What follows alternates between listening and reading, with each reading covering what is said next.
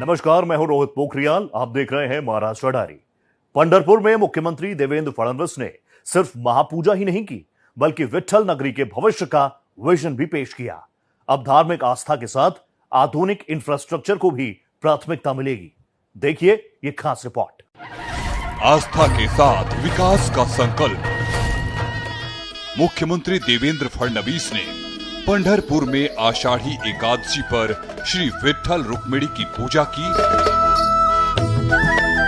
और महापूजा के मंच से आस्था के साथ विकास के संकल्प को दोहराया। सीएम फडणवीस ने विकास की रूपरेखा में बेहतर सुविधाएं मुहैया कराने की प्राथमिकता दोहराते हुए कहा कि मंदिर परिसर का विकास पंढरपुर कॉरिडोर के जरिए किया जाएगा, साथ ही प्रभावित लोगों के पुनर्वास को भी सुनिश्चित किया जाएगा।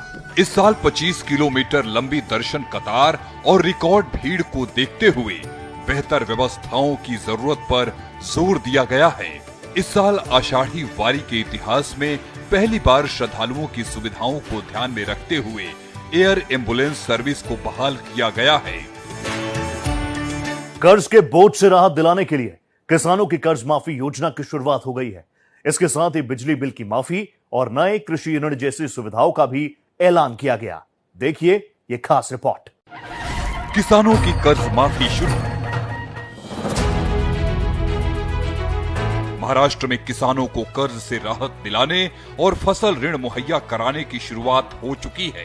पंढरपुर में मुख्यमंत्री देवेंद्र फडणवीस ने 7 किसानों को ऋण मुक्ति प्रमाण पत्र जारी करने के साथ ही नए फसल ऋण के चेक वितरित किए। महाराष्ट्र के किसानों को बड़ी राहत देने की दिशा में फडणवीस सरकार ने पुण्य श्लोक अहिल्या देवी होलकर किसान कर्ज मुक्ति योजना का ऐलान किया है।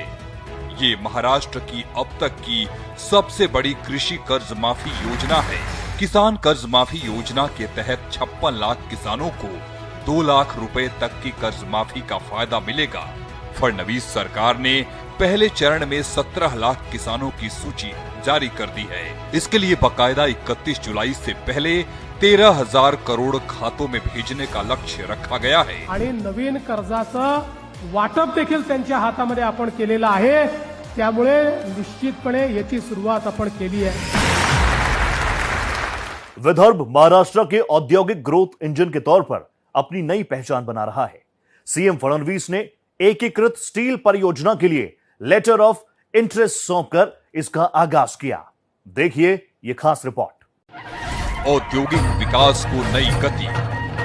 महाराष्ट्र के औद्योगिक विकास को नई गति देते हुए सीएम देवेंद्र फडणवीस ने नागपुर में आयोजित कार्यक्रम में चंद्रपुर गढ़चिरौली क्षेत्र में इंटीग्रेटेड स्टील मैन्युफैक्चरिंग प्रोजेक्ट स्थापित करने के लिए लेटर ऑफ इंटरेस्ट सौंपा।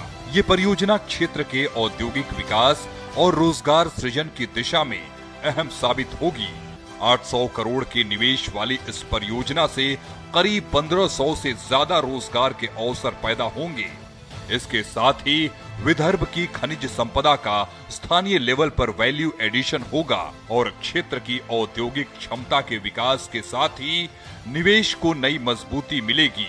नागपुर में 579 स्वच्छता कर्मियों को नियुक्ति पत्र वितरित किए गए और व्हाट्सएप टिकटिंग सेवा की शुरुआत करके फडणवीस सरकार ने स्वच्छता कर्मियों की सुरक्षा, सम्मान और कल्याण के प्रति अपनी प्रतिबद्धता जताई। करगिल के शहीदों को नमन। लोक भवन में गूंजा करगिल का गौरव। शौर्य को सलाम, बलिदान को नमन। राज्यपाल जिष्णु देव वर्मा ने सैनिकों के साहस, त्याग, अनुशासन और राष्ट्र निष्ठा का बताया प्रतीक। CM Devendra Fadnavis, deputy CM Eknath Shinde और डिप्टी सीएम सुनेत्रा पवार रही मौजूद। बारामती में सफाई व्यवस्था high tech. Deputy CM Sunetra Pawar ने अत्याधुनिक सीवर मशीन का किया लोकार्पण। डिप्टी सीएम सुनेत्रा पवार ने दी बड़ी सौगात। सुरक्षित होगी सफाई। बारामती में मैन होल से मशीन होल की शुरुआत। ट्रैफिक सुधार परियोजना का शुभारंभ। डिप्टी सीएम एकनाथ शिंदे ने 3 हाथ नाका ट्रैफिक सुधार परियोजना का किया भूमि पूजन। 3 हाथ नाका होगा सिग्नल फ्री, जाम खत्म, सफर होगा आसान। 200 करोड़ की ट्रैफिक परियोजना से बदलेगी तस्वीर। थाने वासियों को बड़ी सौगात, ट्रैफिक जाम से मिलेगी निजात। भारत टैक्सी सेवा का आगाज। सीएम फडणवीस ने भारत टैक्सी सेवा का किया शुभारंभ। नवी मुंबई इंटरनेशनल एयरपोर्ट से शुरू हुई भारत टैक्सी। सहकारिता मॉडल की नई सवारी, एक ऐप पर कार, ऑटो और बाइक टैक्सी। महाराष्ट्र डायरी में आज के लिए इतना ही। बाकी की खबरों के लिए देखते रहिए भारत एक्सप्रेस।